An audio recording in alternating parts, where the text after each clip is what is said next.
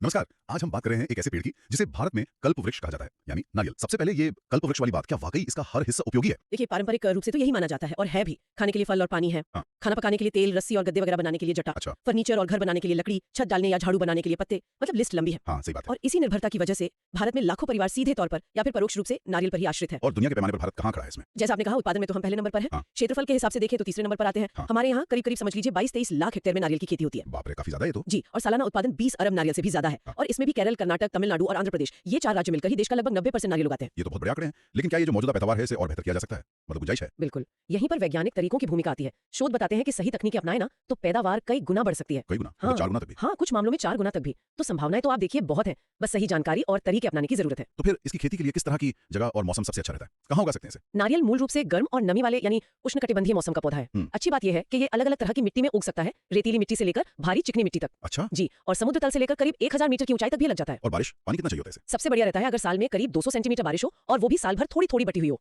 लेकिन जहां बारिश कम होती है या गर्मी ज्यादा लंबी पड़ती है, वहां सिंचाई के जरिए भी इसकी कामयाब खेती की जा सकती है। ऐसा नहीं है कि बिना बारिश के होगा ही नहीं। अच्छा, जैसे आम की दशहरी या लंगड़ा किस्में होती हैं, क्या नारियल की भी ऐसी अलग अलग किस्में होती हैं, वैराइटीज? हाँ बिल्कुल, मोटे तौर पर अगर देखें तो नारियल की 2 मुख्य श्रेणियां हैं, एक लंबी टॉल और दूसरी बोनी। ड्वार्फ? हाँ। अच्छा, लंबी और बोनी? जी, और फिर इन दोनों के गुणों को मिलाकर तैयार की गई संकर हाइब्रिड किस्में भी हैं आजकल। अच्छा, तो इनमें क्या फर्क होता है? लंबी वाली कैसी होती है? जो लंबी किस्में हैं जैसे वेस्ट कोस्ट टॉल WCT बहुत कॉमन है। ये ज्यादातर दुनिया भर में उगाई जाती है। ये पेड़ ऊंचे होते हैं, इनकी उम्र भी लंबी होती है, करीब 60 साल या उससे भी ज्यादा चल जाते हैं। 60 साल? हाँ, और ये फल देने में थोड़ा वक्त लगाते हैं। रोपण के 5-7 साल बाद फल आना शुरू होता है। ओके। इनमें परागण हवा या कीटों के जरिए एक पेड़ से दूसरे पेड़ पर होता है, जिसे पर परागण क्रॉस पॉलिनेशन कहते हैं। इनसे अच्छी क्वालिटी का खोपरा मिलता है और तेल की मात्रा भी ज्यादा होती है। ठीक है। और बोनी किस्में? दूसरी तरफ है बोनी किस्में। जैसा नाम से ही जाहिर है, ये पेड़ ज्यादा ऊंचे नहीं होते। इनकी उम्र भी लंबी किस्मों से कम होती है, करीब 40 साल मान लीजिए। लेकिन इनका फायदा ये है कि ये फल जल्दी देने लगते हैं, रोपण के 3-4 साल में ही। अरे वाह, ये तो जल्दी है काफी। जी, इनमें ज्यादातर स्वपरागण होता है, मतलब एक ही पेड़ के नर और मादा फूलों के बीच। ये डाब यानी नारियल पानी के लिए बहुत अच्छी मानी जाती है। अच्छा, डाब के लिए बेहतर है? हाँ, और नई संकर किस्में तैयार करने के लिए भी इनका उपयोग होता है। जैसे एक किस्म है चवक्काड ऑरेंज ड्वार्फ COD। ये डाब के पानी के लिए बहुत मशहूर है। चावकाड ऑरेंज ड्वार्फ, ओके। और संकर किस्में, ये हाइब्रिड वाली? संकर किस्में जैसा कि नाम से जाहिर है, लंबी और बौनी किस्मों के मेल से तैयार की जाती हैं। कोशिश ये रहती है कि दोनों के अच्छे गुण इनमें आ जाएं। जैसे जल्दी फल देना बौनी किस्म का गुण है, और ज्यादा पैदावार या अच्छा खोपरा लंबी किस्म का। तो संकर में ये दोनों लाने की कोशिश होती है। अगर इन्हें अच्छी देखभाल मिले, मतलब सही खाद पानी वगैरह, तो ये बहुत अच्छी उपज दे सकती हैं। इन्हें बनाने के लिए लंबी किस्म का बोनी से या बोनी किस्म का लंबी से DXT क्रॉस कराया जाता है। तो मतलब किसान अपनी जरूरत के हिसाब से किस्म चुन सकता है? ज्यादा खोपरा चाहिए तो लंबी किस्म, जी हाँ, या जल्दी फल या डाब चाहिए तो बोनी, या फिर ज्यादा पैदावार के लिए संकर। और डाब के लिए आपने बताई चावकाड ऑरेंज ड्वार्फ। जी हाँ, स्वाद और गुणवत्ता के मामले में उसे बेहतरीन माना जाता है डाब के लिए। अब मान लीजिए किसी ने किस्म चुन ली, लेकिन अच्छी फसल के लिए सही पौधा लगाना बहुत जरूरी होगा, है ना? खासकर नारियल जैसी फसल में जो सालों साल चलती है। आपने बिल्कुल सही मुद्दा उठाया। नारियल का पेड़ एक बार लगा दिया तो वो दशकों तक रहता है। हाँ। उसकी असली पैदावार क्षमता का पता चलने में ही कई साल लग जाते हैं। इसलिए शुरुआत में, एकदम शुरू में अच्छी गुणवत्ता वाले बीज या पौधे का चुनाव करना सबसे ज्यादा महत्वपूर्ण है। यहीं पर अच्छी फसल की नींव पड़ती है, समझ लीजिए। तो ये चुनाव कैसे होता है? क्या देखना होता है इसमें? इसकी पूरी एक प्रक्रिया है, आसान नहीं है। सबसे पहले तो उन पेड़ों को चुनना होता है जिनसे बीज लेना है, जिन्हें मात्र ताड़ कहते हैं। मात्र ताड़? जी, ये पेड़ स्वस्थ होने चाहिए, उनकी उम्र कम से कम 20 साल हो, वो लगातार अच्छी पैदावार दे रहे हो। कितनी? लगभग सालाना 80 नारियल से ज्यादा। उनमें कम से कम 12 फल गुच्छे हो, पत्तों की संख्या भी अच्छी हो 30 से ज्यादा, और फल का वजन, खोपरे का वजन, ये सब भी देखा जाता है। अच्छा, काफी चीजें देखनी पड़ती हैं। इन बीजों को सावधानी से रखना होता है और फिर उन्हें नर्सरी में बोया जाता है। नर्सरी में? हाँ, सीधे खेत में नहीं। नर्सरी में बीज बोने से लेकर पौधे तैयार होने तक भी खास देखभाल की जरूरत होती है। सही दूरी पर बोना, जरूरत पड़ने पर छाया देना, पानी देना, और हाँ, कीट रोगों से बचाना भी।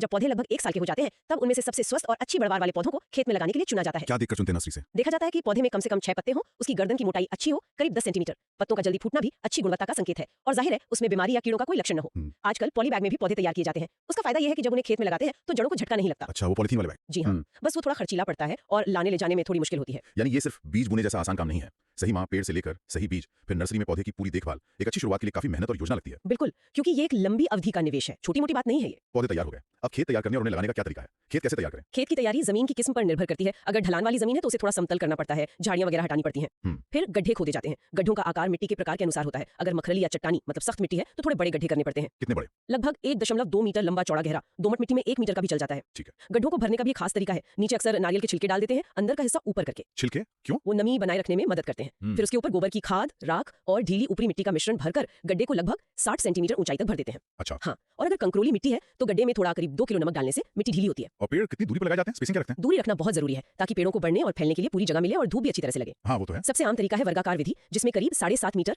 7.5 इंटू 7.5 मीटर की दूरी पर पौधे लगाए जाते हैं। ओके। इससे 1 हेक्टेयर में लगभग 175 पौधे लगते हैं।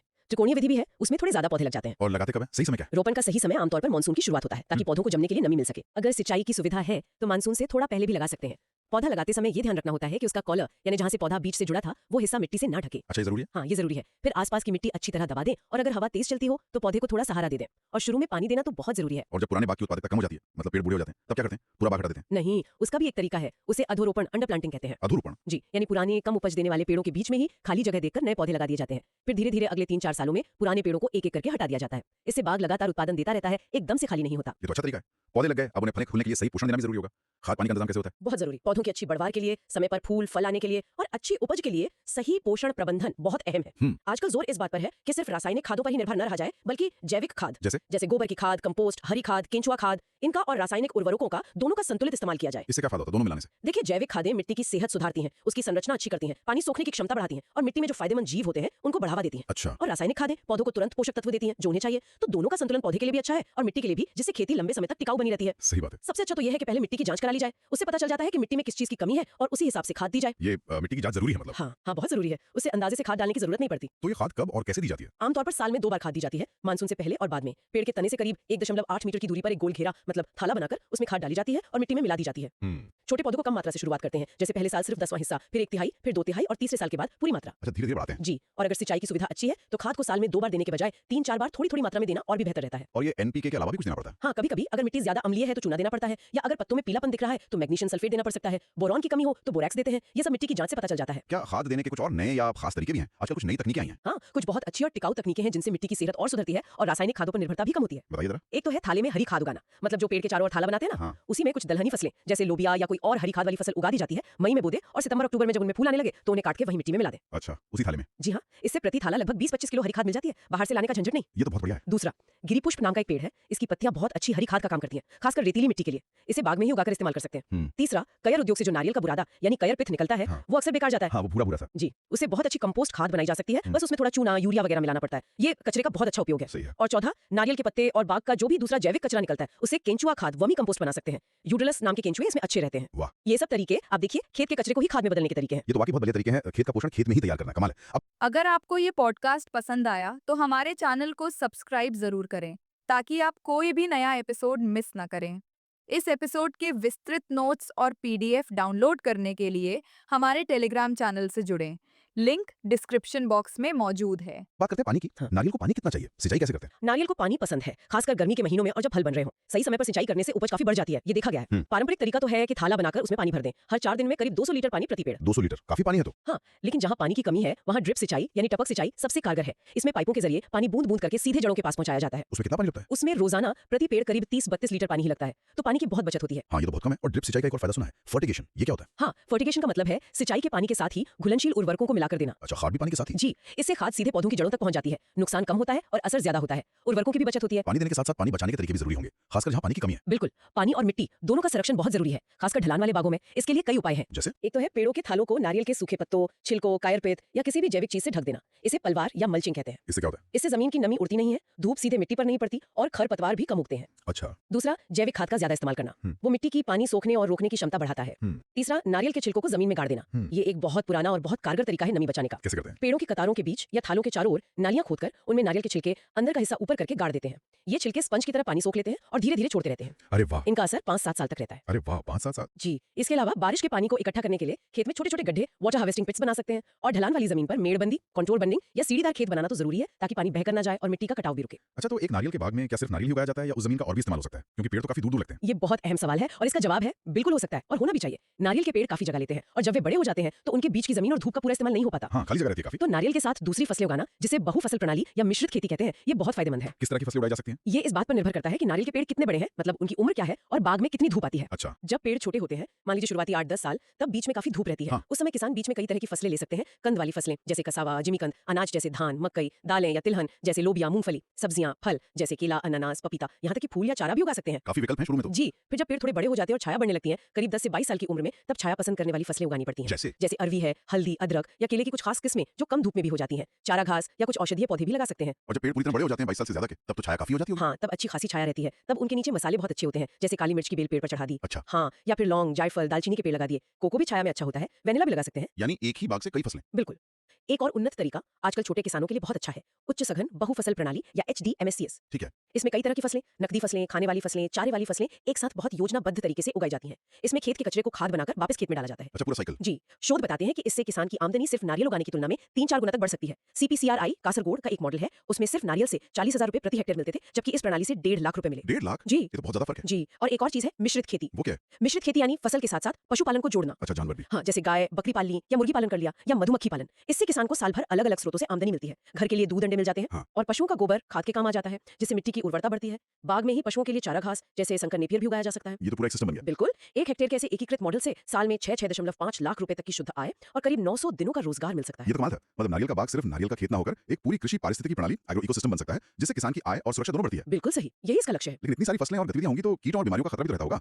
नारियल के मुख्य दुश्मन कौन है और उनसे कैसे निपटा जाए? खासकर आजकल किसान रासायनिक कीटनाशकों के असर को लेकर काफी चिंतित रहते हैं। हाँ, कीट प्रबंधन एक बड़ी चुनौती है, लेकिन अब जोर एकीकृत कीट प्रबंधन यानी IPM पर है। IPM। इंटीग्रेटेड पेस्ट मैनेजमेंट यानी सिर्फ रसायन नहीं बल्कि कई तरीकों को मिलाकर कीटों को नियंत्रित करना, जिसमें जैविक तरीके भी शामिल हों। अच्छा, तो नारियल के मुख्य कीट कौन से हैं? नारियल के कुछ मुख्य कीट हैं जिनसे सावधान रहना पड़ता है। एक है गेंडा भृंग, जिसको राइनो बीटल कहते हैं। ये काला सा बड़ा कीड़ा होता है। हाँ, देखा है। ये पेड़ की नई कोंपलों में छेद करके घुल जाता है और पत्तों को नुकसान पहुंचाता है, जिससे पत्ते V आकार में कटे हुए निकलते हैं। छोटे पेड़ों के लिए ये ज्यादा खतरनाक है। इसका इलाज क्या है? इसके लिए सबसे जरूरी है बाग की सफाई रखना, कहीं सड़ा गला ढेर ना हो, कीड़ों को हुक से निकालकर मारना, पत्तों के बीच नीम खली और रेत का मिश्रण रखना और जैविक नियंत्रण के लिए एक फफूंद आती है मेटाराइजियम एनिजोप्ली, उसका इस्तेमाल करना। फेरोमोन ट्रैप भी आते हैं आजकल। ठीक है, और? दूसरा है लाल ताड़ घुन, रेड पाम वीविल। ये शायद नारियल का सबसे घातक कीट है, खासकर 20 साल से कम उम्र के पेड़ों के लिए। ऐसा क्यों? क्योंकि इसकी सुंडी यानी लार्वा तने के अंदर ही अंदर खाकर उसे खोखला कर देती है और पेड़ मर भी सकता है और शुरू में पता भी नहीं चलता। बाप रे, फिर कैसे पता करें? बाद में पत्तों का पीला पड़ना, तने से भूरा सा तरल रिसना या कभी-कभी अंदर से कुतरने की आवाज आना, ये इसके लक्षण है। इसके लिए जरूरी है कि पेड़ पर कोई घाव ना लगे, जैसे कटाई वगैरह से। गेंडा भृंग का नियंत्रण भी जरूरी है क्योंकि उसके बनाए छेदों से घुसता है और इसके लिए भी फेरोमोन ट्रैप आते हैं, फेरोल्यूर प्लस नाम से। और कौन से कीट है?